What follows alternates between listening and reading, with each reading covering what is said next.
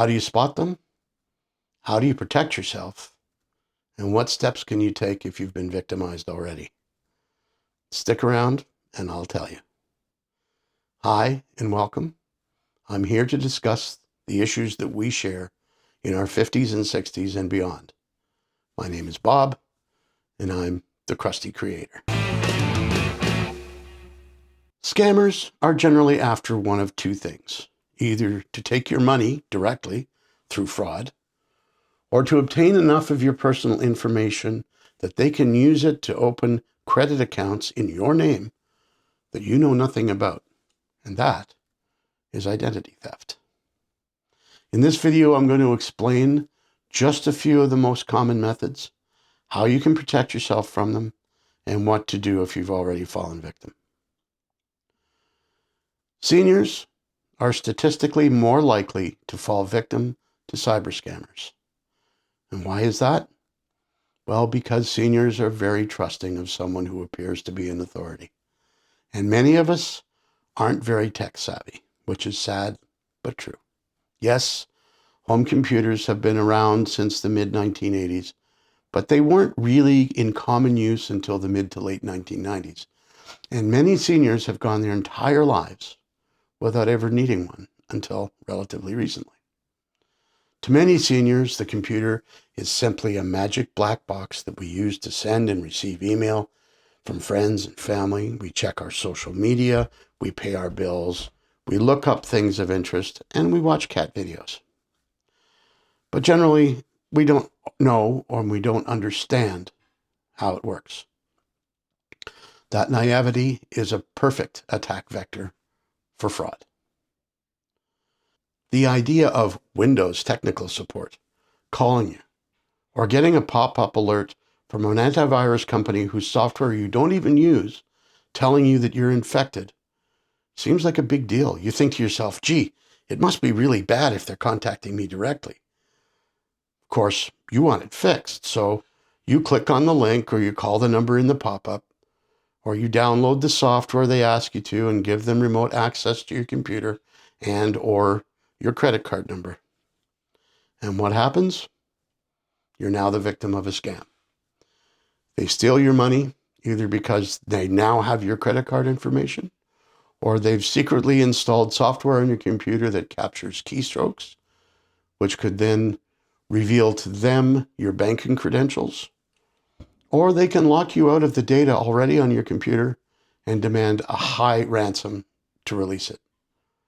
Or they can extract enough information from you to steal your identity, and that can ruin your credit for months or years and cost thousands of dollars to recover from.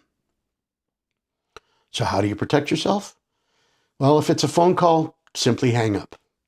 No software company will ever call you about an infection. The fact of the matter is that neither Microsoft nor Apple nor any other software vendor have the time or the budget to call every user that might be infected. And not only that, they just don't have a mechanism to check for it. If you're getting a persistent notification from Company A antivirus, it might be legitimate if you use Company A's product. But if you use software from Company B, then that Company A pop-up is probably a scam. Secondly, legitimate antivirus software doesn't hijack your computer. If you can't navigate to a different web page or dismiss the pop-up and do something else, it's almost definitely a scam. Just turn your computer off. Chances are it can be removed by rebooting and clearing the browser cache. And if it's a Windows computer and it's popping up in the corner, you might just have to adjust the settings under notifications in Windows. If it remains persistent after that, or if you're not confident that you've actually removed it, take it to your favorite computer tech for a checkup. A few bucks for a virus removal is well worth the price of peace of mind. Fake charges. Nobody wants things that they didn't order or buy to be charged to their credit card. Still, there are nefarious individuals out there who generate legitimate credit card numbers and attempt to use them for random purchases. All credit card companies have security departments whose job it is to try to catch those fraudulent charges as they occur. Normally, they monitor for abnormally large purchases outside your normal buying habits, or ones that occur far away from your home area. For example, if you're traveling out of country. Normally, they simply shut the card down until you go to your bank or call them and verify the charge and or verify your identity. They will never call you. They wait for you to call them. If you get an automated call from your bank asking you to press a button on your phone to accept or decline a suspicious large purchase, it's probably a scam. Fraudsters expect you to decline those charges, and this scam depends on you doing that. Pressing a button on your phone to decline a charge connects you to one of their operators, who will then attempt to extract banking and personal information under the guise of verifying your identity. Again, just hang up. There's a variation on that, which is the fake receipt. You receive an email from a big company like, let's say, Apple or PayPal for something you didn't purchase. And it includes a link to log into your account to verify or dispute those charges. The link provided will take you to a look-alike website complete with a legitimate-looking logo and graphics. This is called phishing, and it's a common event also in those scams where they want you to verify or confirm your banking information. But when you log in, you've just given them your credentials to that site, and with that, you've also given them your money, including whatever is in any bank account that might be linked to that online site like PayPal. The scam, of course, depends on you actually having an account with that particular vendor. I almost fell victim to one of them because I got the email very early in the morning and I hadn't really fully woken up when I reacted. Thankfully, I was able to save myself right before I logged in. So, how do you protect yourself? It's pretty simple. Never follow a link in an email to verify or approve or decline anything. Instead, open a browser, go directly to the vendor in question to check your account. I'll bet you that the charges you were called about aren't on your account at all. Next up, the threatening phone call. We're all law-abiding citizens. We pay our taxes. Being a possible criminal is a scary thought for most seniors. The next scam plays on that desire to stay out of trouble. It's been going on for quite some time. So how it works is this. Someone pretending to be some form of law enforcement, officer, detective, or agent so-and-so will call and say that you have unpaid taxes or pending fraud charges in your name, and you need to return their call and settle up within 48 hours or risk arrest or imprisonment. This call is intended to make you panic and puts pressure on you to act now. If that alone isn't a clue that it's not legitimate, by going a little deeper, you'll find that they usually want payment in an untraceable form, either by a wire transfer, a gift card, or a crypto coin. That should be a giant red flag. Beyond that, neither the IRS in America nor the CRA in Canada will contact you by phone. Both communicate in writing, and both give you plenty of grace when you have a discrepancy. Not only that, but if you were indeed a wanted criminal, law enforcement would not be phoning you and letting you know. They'd just show up and take you. So in that case, just hang up. Or if you want to have some fun and you don't mind nasty language, tell them you know that it's a scam. You might find their sudden vocabulary change amusing. So in short, your basic defense is this. Demanding payment by an untraceable method is likely a fraud attempt. Pressure or urgency to act now is always suspect. Just hang up. Never give remote access to your computer to a random person on the internet. Never verify your information to them.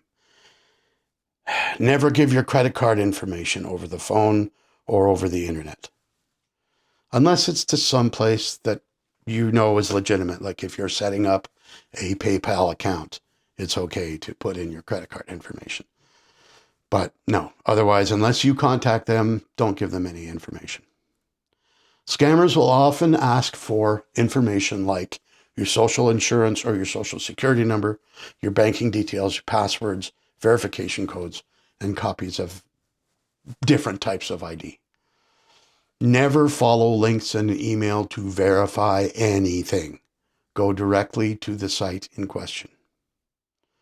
As an added protection, use multi-factor authentication everywhere you can. How this works is once you log into a sensitive website, you've put in your name and your password, the site will send a code to your cell phone that you can then also put in. But if you don't have that code, it won't let you buy. So even if you've given away your login credentials by accident, this extra step might be enough to stop scammers from gaining full access to your account. Additionally, it's a good idea to perform regular backups of your computer so you don't lose it all in the event that your computer gets completely wiped or locked out. Now, before I tell you what to do if you've already been victimized, let me ask you to do me a favor. Please like and subscribe, and maybe hit the little bell to be notified when I release new content. It'll really help me on my way. And there's also a link to buy me a coffee in the description if you're so inclined. So now back to regular business. If you've already fallen victim, all is not lost. But the steps you'll need to take will change with the severity of the event.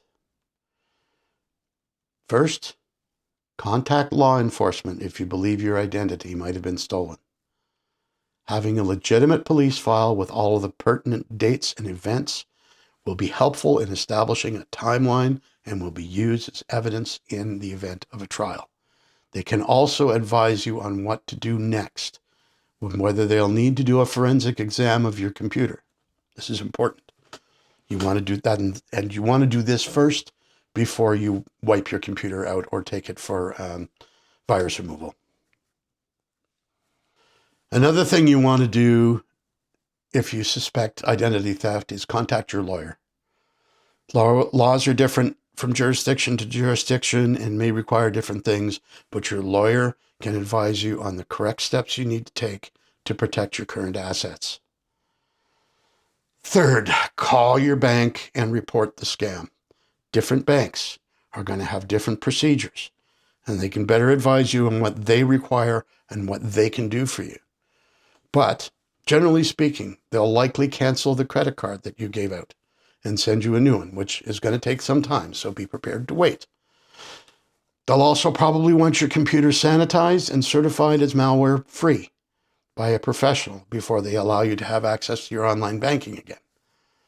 Be forewarned that the absolute best way to make sure your computer is virus-free is the nuclear option, a complete wipe and reload, where you lose all of the data on your computer and you start again from scratch.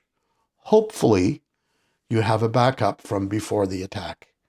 Bear in mind that if you've been in contact with law enforcement, as I said before, they might want to perform forensic tests on your computer before you have it sanitized.